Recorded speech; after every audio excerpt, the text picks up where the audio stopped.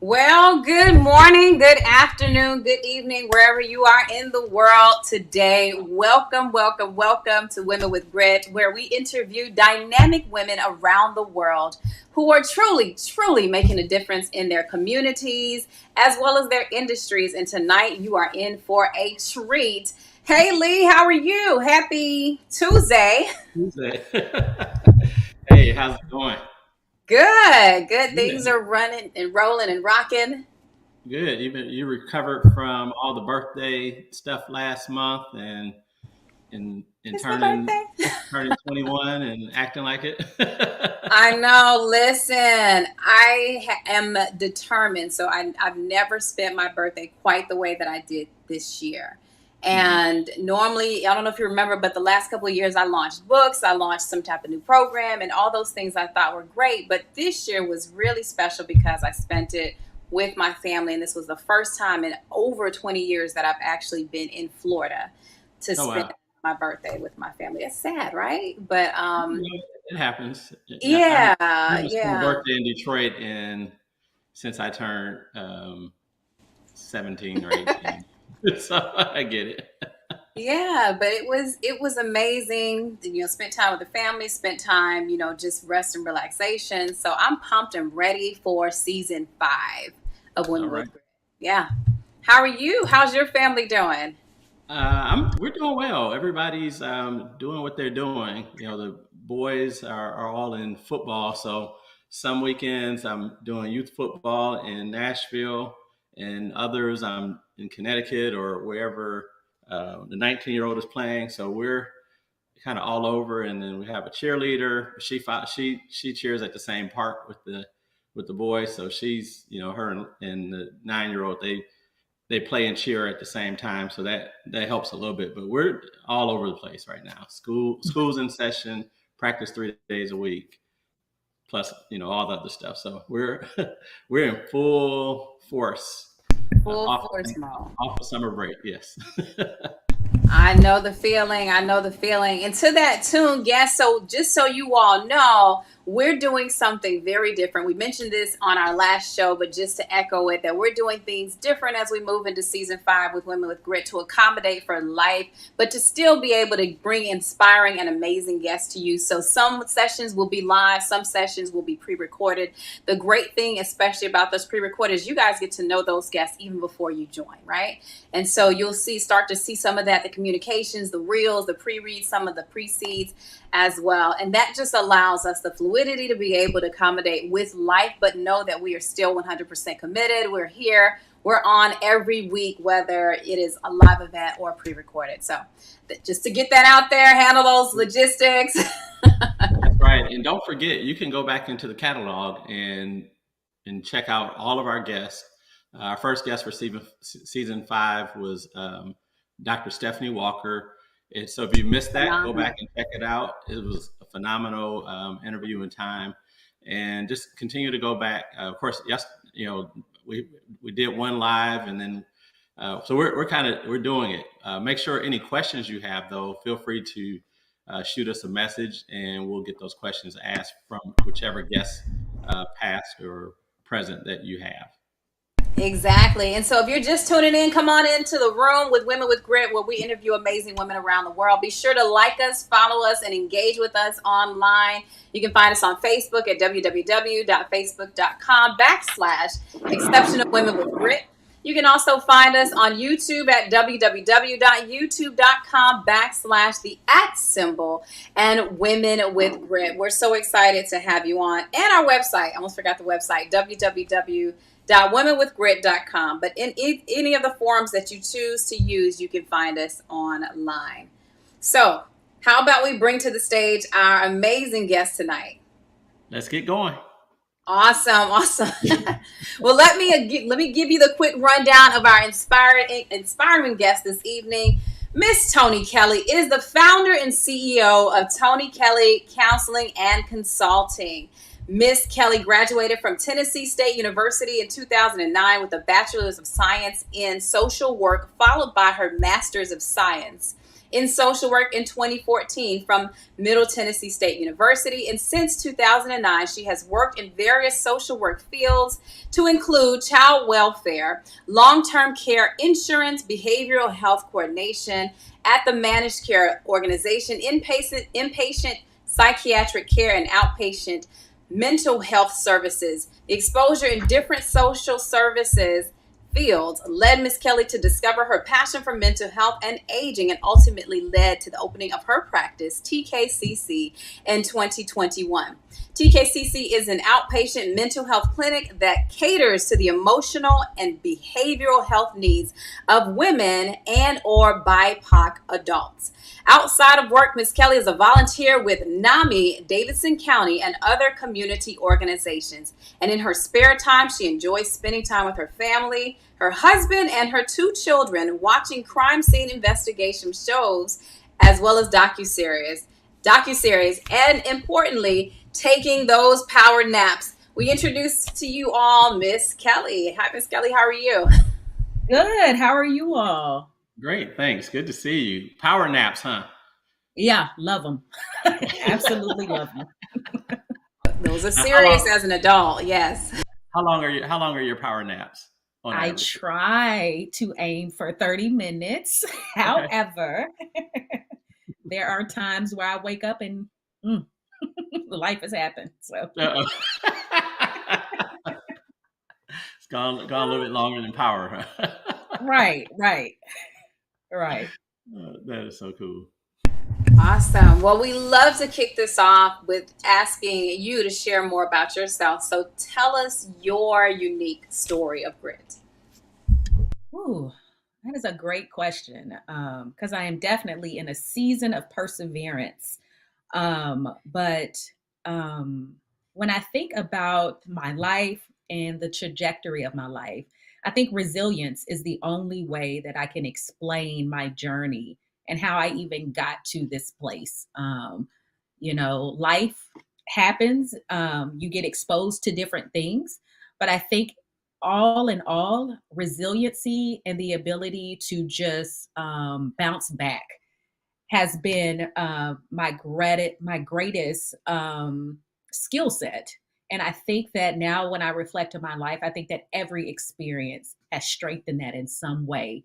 It hasn't always felt good, but it has definitely strengthened those 2 characteristics, which has led me to be able to navigate through the field of entrepreneurship right now. And so, uh, that is me, and that is where I am currently. Is phenomenal. So the space of resilience, right? And perseverance being an important facet of where you are in life. Did I hear that correctly? Yes, you did. Hmm. And resilience is one of those things that you don't, I mean, like, you have to go through resilience in order to be resilient, if you will. Hmm. Can you give us an example? And now I know we're talking about the space of mental health, and it's so important, even in this place, to occupy that space of resiliency. Can you share with us what that looks like for you, or maybe some of the things that you're experiencing even now? Yeah. So even, in my personal life, I'm in a spirit and a journey of really persevering. I always tell different people, I'm a social worker, I'm a psychotherapist, but at my core, I'm still a woman who struggles with anxiety. So when I am working with my clients and working with different people in different spaces, they may see success on the outside, but what they don't know is my journey on the inside, and what I'm having to do on a to day basis looks similar to what they're having to do, which is really take time to meditate, take time to exercise, take time to meet with my own therapist to talk through, negative thought patterns, to talk through, self limiting beliefs, all of those different things. And so I am standing alongside many of my clients because I am also doing the work on my own outside of working with them and doing the work that I do in the community. Hey, question for you. We're gonna go real deep, just kind of off the Okay. front, off the rip. But I wonder, so October is Breast Cancer Awareness Month, as well as Domestic Violence Awareness Month. And I think Mm. Domestic Violence Awareness Month is kind of shoved down or pushed back or covered over because of Breast Cancer Awareness Month. And I can't say, one is more important than the other.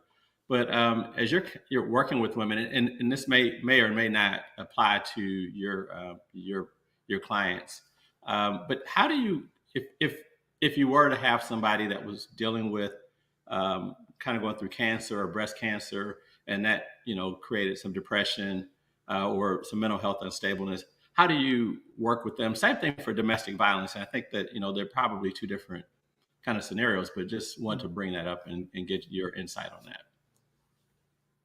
Yeah. So in working with it probably would be two different approaches because there are two different stressors. But at the end, if Hmm. I really think about how I approach therapy as a psychotherapist, I'm coming from a cognitive behavioral model where I am really focusing on how your thoughts, feelings, and behaviors all kind of clash together sometimes to really add to the depression that you may be feeling, the anxiety that you may be feeling, those type of things. So if working with someone with cancer really, that's a stressor. And I love educating people, any of my clients, on what is the brain doing when you are dealing with stress. What is the brain doing? How is the brain communicating with the nervous system? And how is that then impacting and leading to the negative thoughts, the inability to deal with stress, the physical symptoms that you are noticing? How do we kind of work around that? And how do we shape our thoughts so that your brain and your central nervous system and then ultimately your soul and body are all communicating in a healthier way, which leads to change. And then, with someone with domestic violence, again, if I'm coming from the viewpoint that I work from as a therapist, again, what are the identity issues that you are dealing with, as a domestic violence survivor? What are those negative thoughts or, negative feelings that you're having? Or what was the negative red well, what can I say? What was your abuser saying to you that you have now internalized, and kind of working around that? That is how I would approach, working with either of those clients and really dealing with, again, the stress, how the body, central nervous system, all of those things are really affecting you showing up as the best version of yourself. Thank you for that. Now I have an unfair advantage, Lee, because this is actually our second recording of this segment. And Toni and I, we sat down before and had this amazing session. But as technology does, right? We're still working through some of those things. We had the need to Yeah. do this again, which is fun. One of the things that you said from that segment, you kind of gave us a window into Toni and a window into what life was like for you and the space that led you to becoming or having a focus specifically in the area of trauma. So we went really, really deep talking about trauma and really unpacking that for women in general. So can you give our listeners and our viewers a viewpoint into Toni and what led you into the space specifically as it relates to being a trauma therapist? Yeah. So I've always said mental health has always been a part of my life. Like when I really think back on the different experiences that I've had, there has always either been someone or something that has connected me to mental health. And so as I was sharing with Charelle, growing up, my aunt is still living, but she has schizophrenia. And my father, who has a very close relationship with his sister, kind of normalized that experience. Like he didn't teach us to fear her.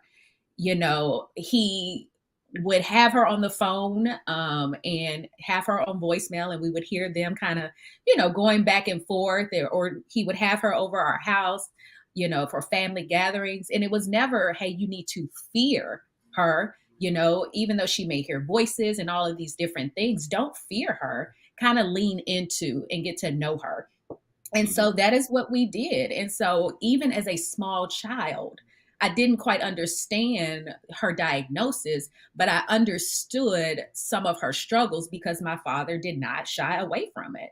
And then Mm-hmm. growing up, my mom struggled with depression. So I saw that as a young child and her navigating through that experience. And then when I got to college and did my family tree, because we had to do it, part of social work is knowing where do you come from. And so I did my family tree and I had to go through and figure out who struggled with depression, who had cancer, all of these different things. And when I looked at my family tree, it was on both sides. Anxiety and depression was on both sides, and it showed up differently. On one side it showed up as aggression. On the other side, it showed up as, people who were very introverted and kind of kept to themselves and different things.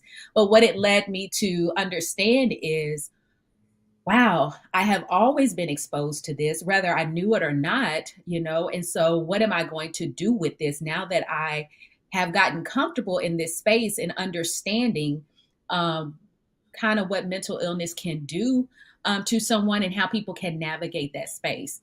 And so, once I decided to really go into the field of mental health, I one of the jobs that I truly enjoyed and was inpatient psych. And people look at me and ask me, like, how the heck did you enjoy working at an inpatient psych facility? Were you not scared?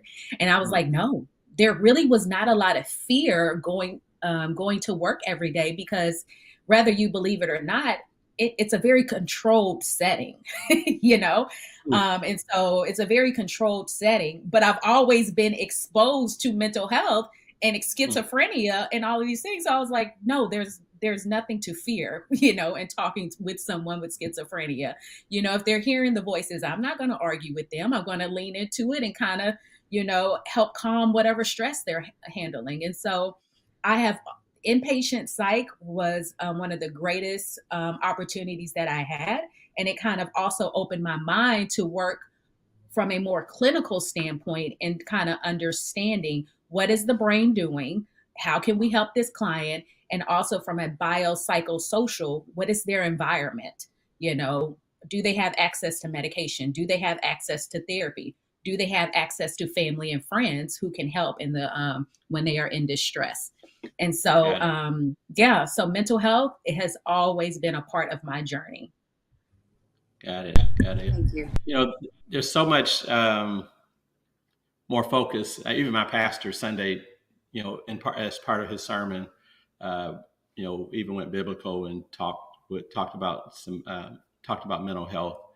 What do you tell people, that are struggling but scared too? Because I think that's one of the big fears, definitely in the African American community, but even as a whole, that people are hesitant to get help, or to even to kind of analyze their family tree to see where some of the issues are.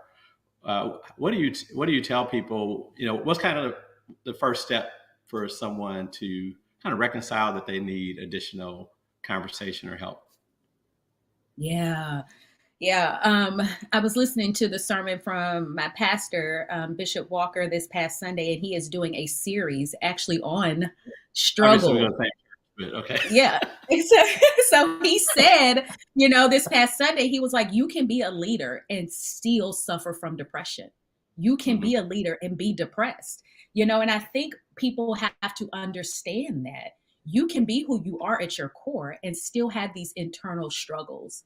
You can have prayer, you can have a close relationship with God, but you may also need a therapist. You may also need medication to help stabilize your mood.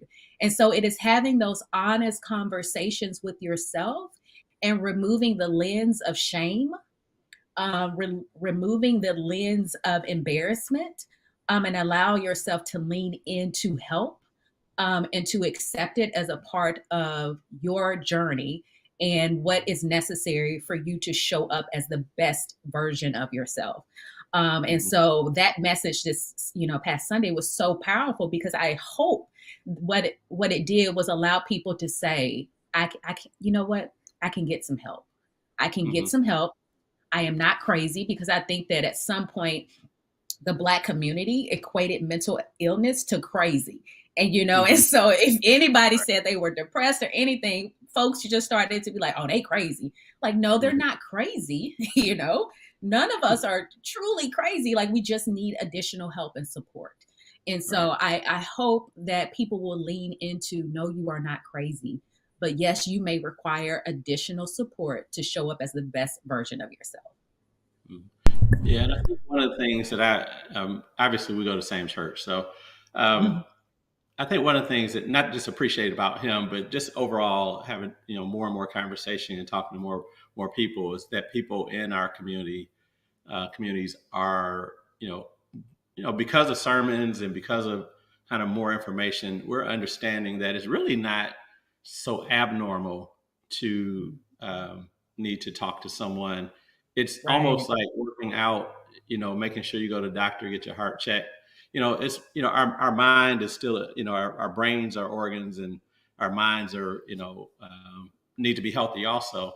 And so it Mhm. seems, I know, even talking to some younger folks, and like even athletes and people that, kind of to your point, that are successful, people are starting to realize that, it's not that I'm crazy.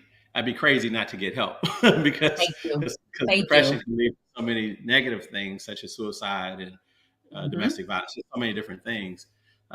So, what's your hope? What more can be done?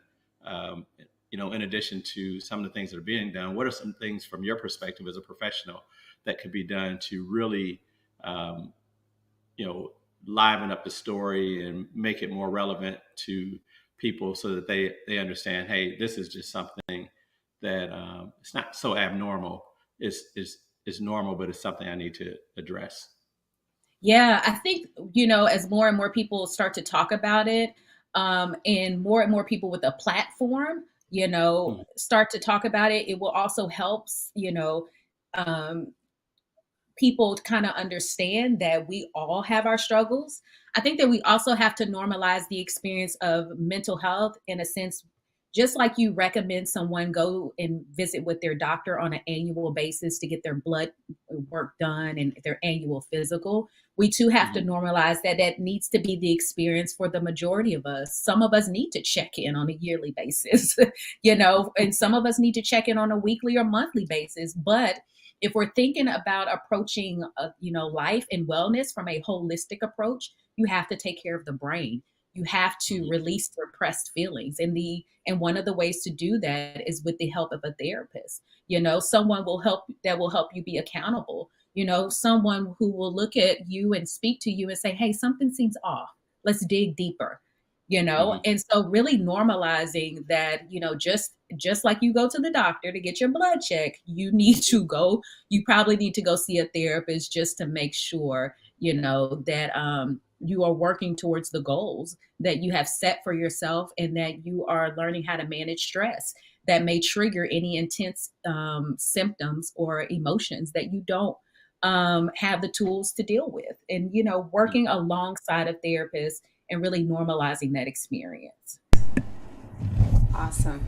So, one of the things I would love to kind of circle back through, maybe, or expound on, is the concept of self limiting beliefs. We all have them. We all Mm. have, like you said, the nature of being professional, being on, but still having to work through, right? When you think about your journey and your experiences in life, have you found that there are or have been self limiting beliefs that you had to overcome in order to continue on your journey? Yes, that is a great question. And when we first talked, I believe that I had talked a little bit about this whole belief that I have to do it all. And if I want it done right, I need to do it myself, is a Mhm. trauma response. That's what Mm. that is for me. It is a trauma response because of past traumatic life experiences. And because the ball was dropped in certain areas of my life, I felt like if I wanted to get it done, I had to do it on my own. So then what does that lead to? That leads to this path of perfectionism. That leads to this path of If I don't do it right the first time, then something is wrong with me, and so it's a lot of things I was internalizing in terms of there's something wrong with me, and why can't I be perfect, or why can't I do this? And so I have, been working to unravel that, because it doesn't work as a mother, it doesn't work as a wife, and it sure as heck is not working as an entrepreneur. Where I am having to navigate this space of managing a business. I know how to work through mental health. My background is clinical. I don't know how to manage a business, and so I'm having to lean into resources. I am having to fight against these negative beliefs. And I'm also having to understand and go back to really unraveling trauma and what and how it's still showing up, in my behavior, and how I can start freeing myself and letting go of that. And so, I hope that gives some insight to, what you were saying, Charelle, regarding that. It Yeah. does.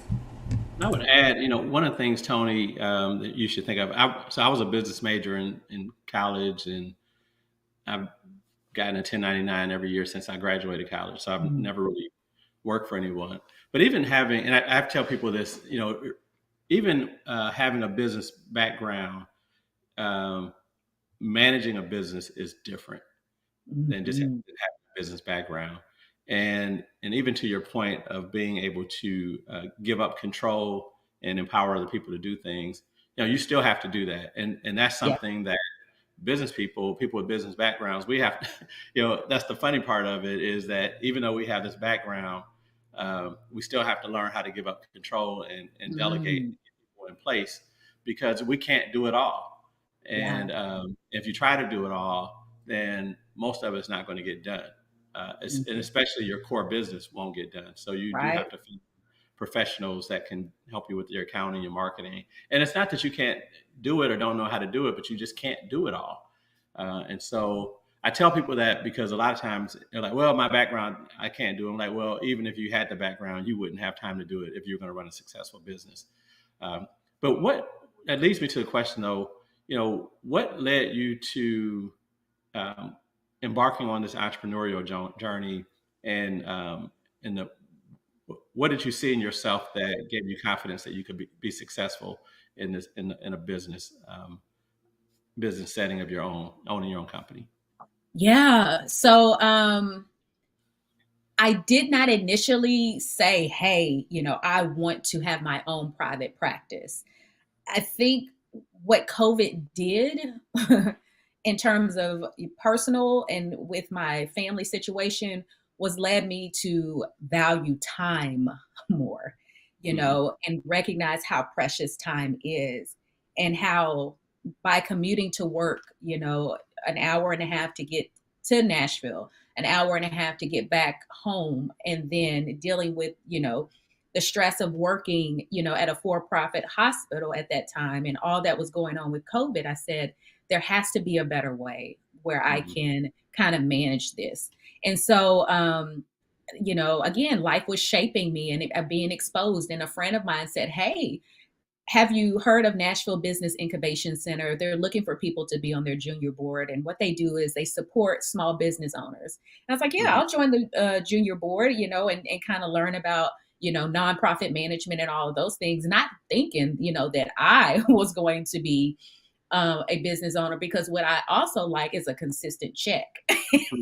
So, and then, and entrepreneurship does not offer always a consistent check, So I was not even thinking about being an entrepreneur. But as I got in, I was like, you know what? This is something that probably could give me freedom in terms of time, Hmm. and be able to show up for my husband and children, and have a more flexible schedule. So let me lean into and see what this would, be about. So I started to take the classes on my own and try to Okay. build a foundation in terms of a business plan and those type of things, you know? And so eventually I was like, okay, I think I have a strong foundation. Let me continue to figure out how this could work. And so, eased my way into it. I didn't take a whole leap. I kind of eased my Right. way into it, where I was working, part-time at the hospital, and then part-time seeing clients, kind of trying to build a nest egg there, and trying to really understand, who I could do my billing for, who could build my insurance, and all of those different things. And then I took the leap, you Okay. know, um, into full-time entrepreneurship, Hmm. and went there. So I am not one of those people who was like, yeah, I knew I wanted to run a business. No, I knew I wanted to be more available to my family. Right. But I also knew I wanted more control and with my time. And I Hmm. wanted to be able to focus on my passion, Right. of mental health and those type of things. And that is where I am right now. So I outside of love that. your Thank you. practice, what other things do you do to promote kind of mental health and um, around throughout the community? Yeah. So I am a volunteer with NAMI Davidson, the National Alliance on Mental Illness, the Davidson County chapter. And so through that, I lead support groups. And it's a mixed support group, people with living with mental illness, and family members and caregivers who are supporting those with mental illness. And so I do those support groups with them. I also do other community events. Um, those are the different passions that I have there. And then I also try to my practice offers different groups, for people who have mental illness, or not mental illness, but are struggling with some type of depression, anxiety, but need a community of people. And so I have an Okay. upcoming group in November for entrepreneurs who need help in terms of managing, how do I deal with depression and anxiety, but also learning how to, still handle this business. And so that is Mm. what I will be offering in November. But any opportunity that I can, I'm speaking about mental illness. I am normalizing mental illness by talking about my own experience with anxiety and depression. And so that is what I try to do. I try to have those day-to-day conversations with people, but also Mhm. you will see me out in the community, talking about and leading, groups and those different things around mental illness. Okay. Wonderful. Thank you. And that is powerful. Just the space of the business realm and the space of mental health. I'll touch on that when we come back. But believe it or not, we are more than halfway through our time. But before we actually take a break, I would like for you to put this in your box and kind of think through it. And we'll ask you this question when we come back up. But the question I want to pose for you, Toni, is let's talk about trauma. And let's talk about what is trauma. Put a definition behind trauma, and also how and what are ways that trauma can show up in the lives of others. Recognizing that, a lot of our guests are high performing women, things of that nature. Trauma might look different from one person to the next. But when we come back up, if you could delve into that space of what is trauma and how can it show up in our lives so that our guests can really be able to know how to set the course in motion for the next steps. All right, thank you, Toni. Hey, Lee, man, what I tell you, this is such a powerful topic and a powerful It is. conversation to have, It is. especially now as we're, getting close to the holidays. I hear that the holidays, a lot of people, unfortunately commit suicide and do different things. And we're getting towards the back half of the year. And I just think this is such a relevant conversation to have and really Hmm. delve into strategic ways that people can lean into mental health. Right. Yeah. I fully agree. I think it's timely. It's not just timely. I think every day is timely. At, as we look at society and we look at the deficit Yeah. uh, where we're working from. Um, just the fact that especially in African American communities we haven't really discussed it that much. So I do. It's definitely timely.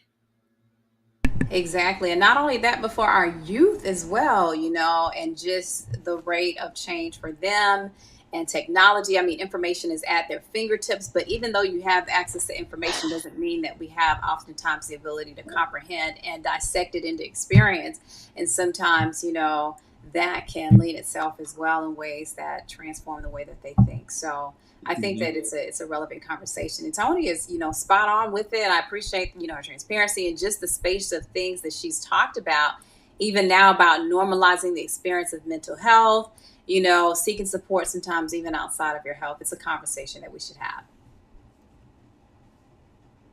So this is one of those things that I am just super duper excited about and being able to really delve into, even in more conversation about the need for it and what it looks like to gain access to mental health. So as you all are again coming in the room, you are tuned into Women with Grit with myself, Charelle Lands, and Lee Molette, as well as our guest tonight, who is Toni Kelly. And Toni Kelly, again, is doing some amazing things in the space of mental health. If you're just dialing into us, be sure to like, share, and follow us on any and all of our platforms. You can find us on YouTube at www.youtube.com. You can also find us on www.womenwithgrit.com, and you can especially find us on the space of being able to delve into facebook.com at www.facebook.com/women, exceptional women with grit. On any one of our forums, be sure to connect with us. If you know of a woman with grit that you would suggest being on our show, be sure to share this with them, as well as allow them to connect with us on any one of our feeds, our DM, and a member of our team will get back to you as well. So with that being said, I would love to bring Toni back up to the stage. Before we went off, I posed the question to her about what is trauma, really being able to define what trauma is, how does it show up in our lives, and ways that viewers like you can begin to take steps towards them as well. So Toni, over to you with that specific question. Yes. So trauma, if we are thinking about trauma and defining it in, in a simple way, even though trauma is not, simple, it is any distressing or disturbing event, or exposure to or witnessing, any type of distress or disturbing event that leads to psychological and or physical responses that show up. So this could look like avoidance, and again, let me go back and define, the disturbing and distressing things that can happen. We're really talking about some form of abuse, physical abuse, sexual abuse, psychological, those type of things. Witnessing someone being physically, sexually, mentally abused, or even, life circumstances such as a pandemic, or, a tornado or flood, those different things, those can all be distressing events. And what happens is, because of those distressing events, again, we're going back to how the brain and body is communicating. It's storing those images. It's storing, those sounds that you heard. It's storing that out of body experience that you may have had, and it's trying to protect you in some type of way, and or you are trying to make sense of it and deal with it in some type of way. And so that can show up in some people being easily startled. That can show up in some people avoiding certain situations, places, or people. That can lead to self-destructive behavior, such as drinking, or being hypersexual for some people. That leads to sleep disturbances, difficulty concentrating. It varies in terms of, the symptoms that can occur with trauma, but there are some, consistent symptoms that people with PTSD experience, and kind of that out of body experience that they may have in some cases, or that disconnect from their body that they may have. And so again, trauma is really your brain and body trying to make sense of, like, what do I do with all of this? And how do I handle that? And trauma doesn't have to be abuse, all of the time. Sometimes it can be being fired from a job and not being prepared. Some people can experience, PTSD symptoms from that. And so it's really about the person It's really about their life experiences, and it's really about how their brain and body is communicating. And it shows up differently for people, but there are some consistent symptoms that can show up. So, so you kind of mentioned, you talked about some of the different things people can get involved in through trauma. How do they determine, say for instance, drugs or sex or what have you? How do they determine? How do you help them determine that it's not that you're having fun and it's recreational, you're just having a good time, but it's actually a problem? How's that Mhm. determination made? Because people Yeah. say, That's I a good just drink question. because I'm just having a good time. Right, right. And people they'll try to make sense of it, like, oh no, I'm just having a good time. But again, if we're thinking about it from a mental health standpoint and from the diagnostic statistic manual that we all use as therapists, we're looking at time frames. How long have you been engaging in this behavior? What consequences have occurred as a result of this behavior? Are you able to stop this behavior?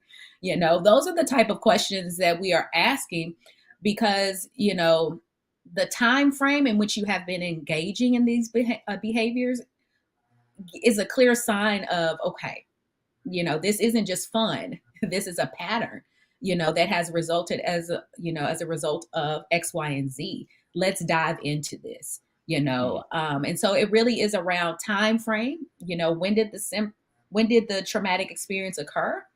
Mm. And how long you have been engaging in this type of behavior, or how long you have been noticing these symptoms. Mhm. I think that's an important one to talk about, which is the space of time frame, trauma.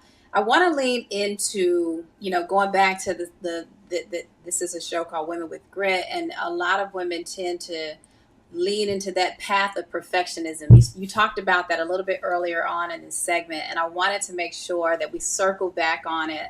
And interestingly enough, the guest last week, we had just a small bite about the space of perfectionism and overcoming it. So it is, definitely real, and definitely real for women as we continue to move throughout life. But can you talk about perfectionism, either whether you've seen it within yourself or you've seen it within some of your clients, and how can individuals move from that place of feeling like everything has to be perfect to a place of just making progress? Let me Yes. tag one So, thing. Let me tag one thing onto that, and then they expect everyone else around them to have that same level of perfection. Their kids, their mhm. spouse, everybody That's around them, and so I'll leave it at that. Yeah. So in my practice, it caters to women and minorities. And so I'm Mm. working with a lot of women, and I'm working with a lot of Black women who are in very challenging spaces within their career. Um, and different things. And so they feel like sometimes if I show up as this, then I will not be accepted, Mhm. in this space, or I will be overlooked, or I think that a lot of Black and minority people have heard this: we got to work 10 times as hard. And so we're going in with this mindset of, I got to be on this committee, I got to do this, I got to work, Mm. overtime here, and so we're we're overwhelming ourselves, and we're overstimulating ourselves because we are looking for success. And so we come up with these self-defeating thoughts, self-defeating behaviors, and feeling like you have to control everything is a self-defeating thought, and it shows up as a self-defeating behavior. It's having an attitude, and feeling like everyone is against you when that Mhm. may not be the case. And then I think that those self-limiting beliefs also, if we're being fully honest, it interferes with us being transparent with ourselves and being truly authentic, and feeling like we have to put up a shield because we have to protect ourselves in some type of way. And so it does become very difficult, for the clients that I've worked with to understand that there's a different way. There's a space where you can be successful, but also feel free in a sense. You don't have to be on all of these committees. You don't have to be on all of these boards.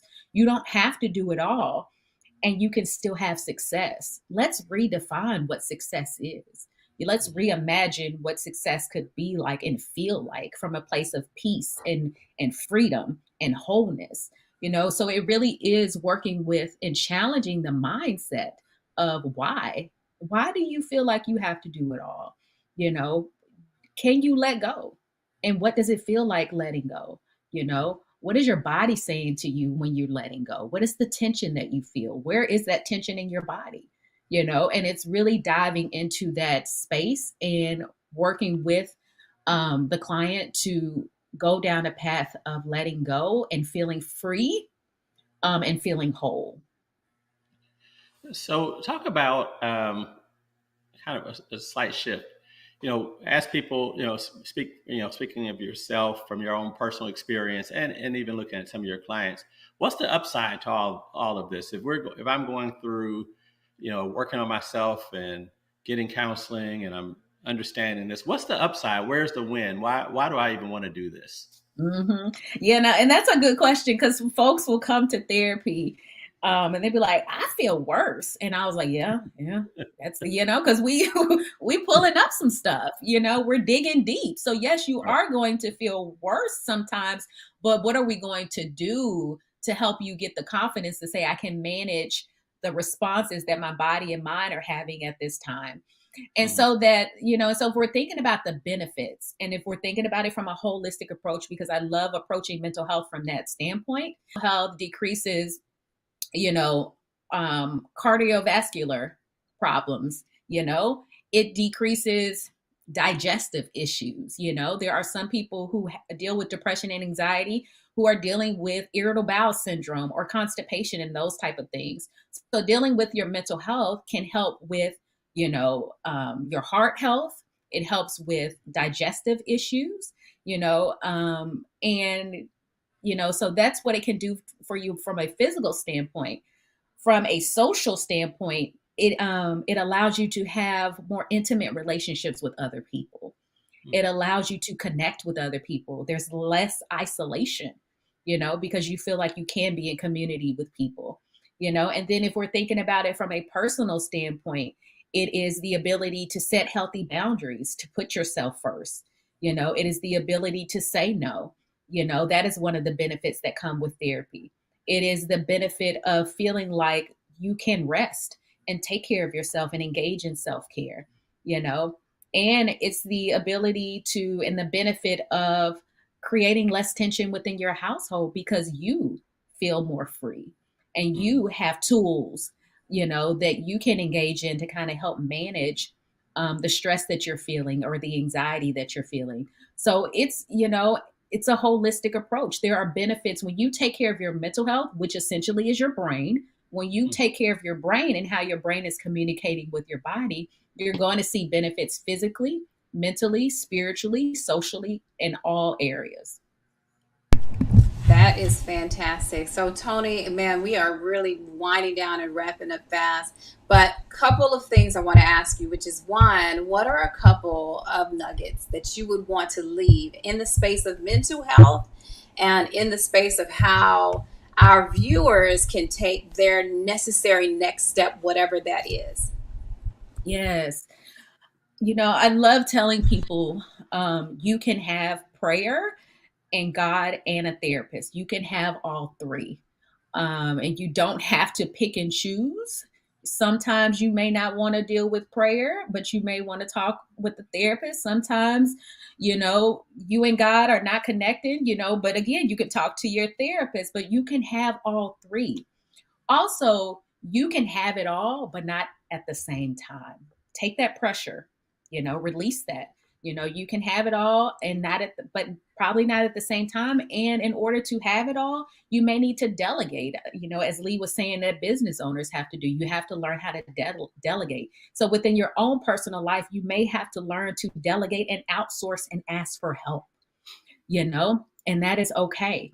And then thirdly, There is nothing wrong with living with and having a mental illness. And you hear that I said living with, because it is. You learn how to live. You learn how to engage with the world, you know, in a space that prioritizes what you need in terms of mental health stability and how you can continue to have that on a consistent basis. And so those are the three nuggets that I would really want to offer to all of your viewers. And so one of the questions we always like to ask is, what do you do for fun? Mm. If we catch Toni just having a good time doing her thing, what is it that you're doing? Oh, so I am at a Mexican restaurant with friends, having a margarita and laughing. Okay. Um, that is what I love to do for fun. I'd like to go out with girlfriends. Homecoming is coming up, so TSU homecoming. So you will see me out No big deal. enjoying myself. You will see me out enjoying myself. And then with my family, we love to just watch movies and sit back. We're so busy running the kids to different activities and those type of things. So really just spending time together, just watching movies and those different things. Hmm. Wonderful. Now, what type of things are your kids into? Yeah, so my daughter does competitive cheer. Oh, okay. And so she's 11 years old. She does competitive cheer. And then my son, he will be 7 tomorrow. And he is kind of one of those kids that just liked to run. I don't know if you watched that Cat Williams special where he talked about the kids just running. Like my son wakes up Hmm. and he just runs. He just likes to run. So we put him in any sport that allows him the freedom of running. And right now it's soccer. Okay. And so he is in soccer, and as soon as soccer's over, we're putting him in basketball because he Okay. needs that space and that freedom to just run. Right. Understood. Awesome. Wonderful. Thank you. On the notion of fun things, we're gonna do a quick game of this or that. All right, and Lee, you can play too. So I'm just Okay. gonna ask you which one do you prefer? Okay, so cake or ice cream? Cake, What about for you, Lee? Okay. Cake. All right, books or movies? Movies. books, Summer or winter? summer, Summer. Dogs or cats? neither. Neither. Okay, popcorn or chips?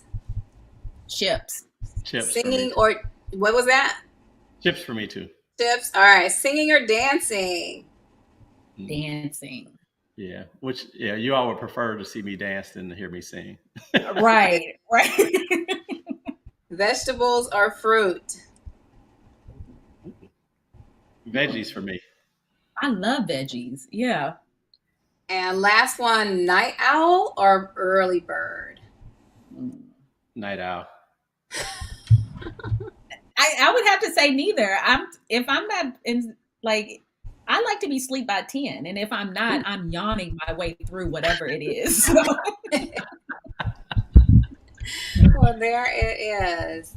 Oh my goodness. Well, Toni, tell our viewers how they can connect with you further and engage with you beyond the show. yes. So you can connect with me on Facebook at Toni Kelly Counseling and Consulting, Instagram, Toni Kelly Counseling. And you can visit my website at tonikellycounseling.com. I will be offering, that entrepreneurship group in November, but also have some space and opportunity to work with women and or minorities who are struggling with depression, anxiety, life transition, stress management, and even those, which is a specialty area for me, is working with women and minorities who are healing from a traumatic brain injury, and really helping them through the emotional aspect of that journey. And so that is how someone can connect with me and work with me. Quick question before we wrap up. Is this something my health insurance will cover, or is this kind of out of pocket? Are there some financial barriers that you're finding with people when they're trying to connect? Oh, thank you so much for asking that question. So, yes, what you will find is that there are some barriers when it comes to mental health in terms of access. So, if you do have if you do have health insurance, I always say start with your health insurance plan and see what therapists may be in network with your health insurance plan. If you are hired through a company, I always say start with your employee assistance program, because what that will do is that will allow a certain amount of sessions with you where you don't have to pay a copay. You're already paying the premium, so I'm not saying it's free, but what I'm saying is you won't have to pay the copay, and that gives you time to really see if you and the therapist connect, because it takes about 2 to 3 sessions to see if that therapist is a right fit for you. But what you will notice is not all therapists accept insurance. It's an additional hassle for, from an administrative standpoint to deal with insurance companies. And so what you will find is there is a growing number of therapists who are self-pay only, and so what can happen is you can self-pay, but you can ask them for a receipt where you can then go to your insurance company and say, hey, will you reimburse a portion of this? And some insurance companies will reimburse a portion. If finances is difficult for you, I always tell people, do not shy away from interns. Do not shy away from working with an intern. If that intern or someone who is pre-licensed will be you will receive a reduced rate, but they're also being supervised by someone who is fully licensed. And so you're kind of getting to work with 2 therapists at once, because they have that direct supervision coming from them. And so it's a great opportunity for you to still get access to mental health, but at a reduced cost if you are uninsured. And so, just consider all those things. And so, yes, mental health benefits can be a benefit of your health plan, but there are other opportunities for you to still get quality mental health services if you don't have insurance. Okay. Now, on that note, Toni, is there a benefit to doing self-pay versus during insurance, just for the viewers who might be kind of, I want to do it through my insurance, do I want to just go ahead and walk the line of self-pay? Is there a specific benefit that you can kind of speak to quickly? Yes. So in not using your insurance, there is more autonomy and freedom to choose. Insurance has certain criteria in terms of the number of sessions that you can have. And then insurance is also coming from a disease model, meaning there has to be some diagnosis attached to your situation in order for the insurance to approve of it. And so by not using insurance, we don't always have to identify or label your experience. Using insurance, we have to label it.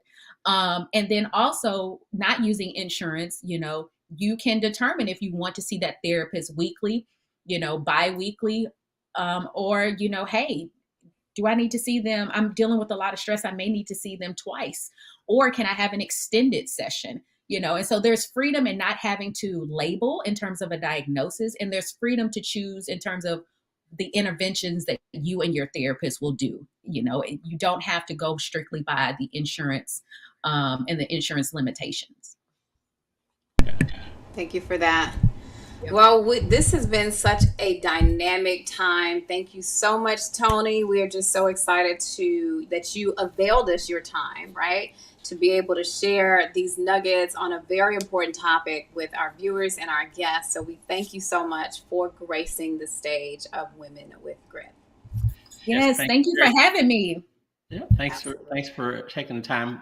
We definitely enjoyed it. I think it's something our listeners will really learn from, enjoy, but really grow from. And it's definitely one of those segments that needs to be shared over and over and over again. That's right. Timeless, because this is a topic that we're so far behind on. It's virtually impossible to catch up, but we need to take strides in trying to catch up. So most definitely. You're welcome. That's right. Thank you. I'm going to do a quick recap and then we will be out of here. So, man, what an amazing time we had just connecting with Toni Kelly, right? Of Toni Kelly Counseling and Consulting Services. I want to give you guys just a couple of quick nuggets that we captured. But again, be sure to share this, like it, and follow it, as well as share it with someone who might need this information. She talked about when you're dealing with stress, it is important to understand what is your brain doing. How are you thinking about it? How are you processing that stress? And being able to understand, as well as be able to identify issues that you are dealing with. So make sure that you check in with yourself to know what those stressors are. Be also able to look down your family tree and understand if a particular issue is recurring, right? And understand how those things may have affected you or how they have showed up in your life. But also recognize that mental health or dealing with an individual who might have mental health should not be something that's taboo or something that you're afraid of. And the example that she gave was of her uncle and kind of growing up and how her family gave her a safe space to work through that with her family member. You can be who you are at the core and still have struggles. Dealing with mental health doesn't mean that you can't walk through life and actually work on those things. And it doesn't mean that you have to be it all, have it all at the same time. No, you can exist and still have struggles to work through.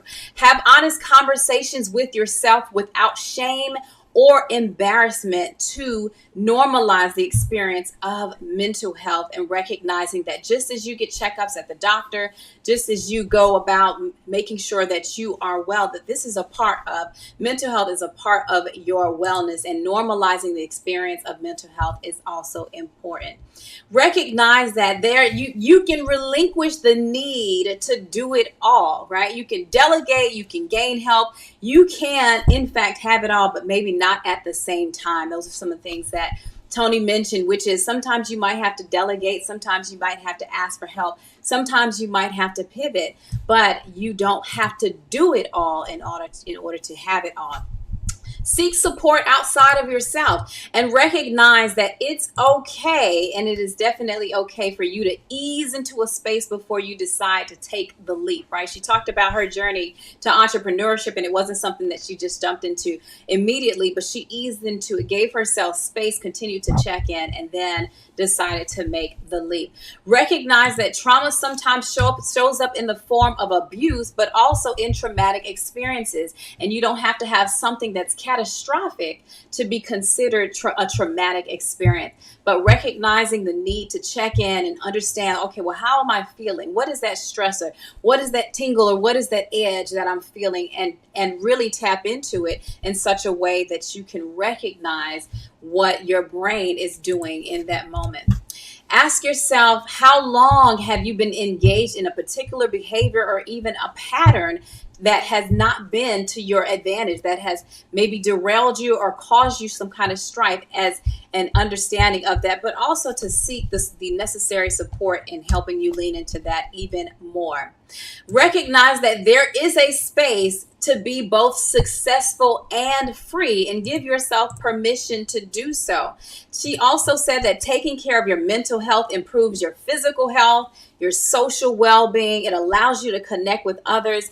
It allows you to really set healthy boundaries that will allow you to move more freely in life. Rest and engage in self-care, and recognize that it is okay to do that. It is okay not to sit on everyone's board or everyone's committee, but knowing where to establish those healthy boundaries along the way. She said that you can have prayer, you can have God, and you can also have a therapist. Like, you can have all three, and it is okay to do so. You can have it all and recognize sometimes it's just not at the same time. There is nothing wrong with living with and having mental illness as well. Also, I want to leave you guys with a couple of questions that Toni left for us. She said, when was the last time that you let go? The question is, can you let go? Like, really sit and think. When was the last time that you relinquished control in such a way that you allowed yourself to be free? When was the last time that you had an honest conversation where you checked in with yourself? I challenge you to take 10 minutes to do that. Check in with yourself and really assess, when was the last time that you let go? Man, this has been a really impactful and phenomenal time here on Women with Grit today with Toni Kelly. And we simply thank you so much for taking an opportunity out of your busy schedule to connect with us. Remember, you can like us and follow us, as well as share online. If you know someone who is dealing with mental health, be sure to share Toni Kelly's information so that they can get the appropriate help that they need, as well as for yourself, and recognize that there is nothing wrong with it at all within the process. So we thank you so much for your time, and we thank you so much for gracing the stage of Women with Grit. And until next time, we will see you in a week's time with another amazing woman. Take care. See y'all later. Thanks for joining. Make sure you share and tell your friends about this episode. It was phenomenal. Yes. Bye.